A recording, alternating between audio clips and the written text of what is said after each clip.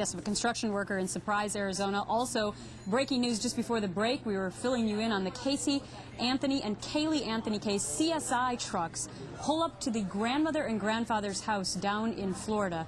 And this is it could be a huge development because, Trace, as you and I were discussing in the commercial break, they did do DNA tests in the last couple of days. There was a piece of hair they found in the trunk of the car. There was a mysterious stain that they found. Quite possibly those results have come back now.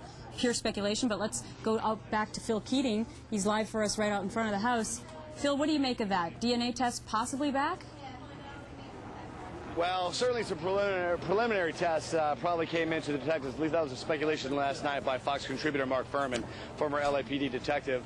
But during the commercial break, I will tell you this. One of the crime scene investigators did come out of the house, went into the back of this minivan right over here, opened it back up, and they clearly have been given the directive, say not a word to the media when you get here, because every time you ask them what they're here for, what they're doing, their lips are zip-locked. But he got out of his trunk, he got out a roll of clear tape, like packing tape, and also a toolbox, went in. Then another investigator, female, got out of this minivan a big tube, long tube of black sheet paper, which I am guessing is to tape up over the windows of the house so none of the cameras in here can peer in.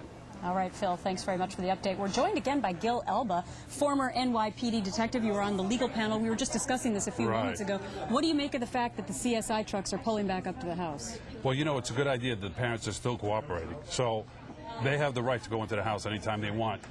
I believe that something did go wrong in that house someplace, even in the backyard or something, so they can get DNA evidence from that house. So it's a good thing that they can keep going back there, and I think this is going to help a lot. Any DNA here will give it a little more credence to this case.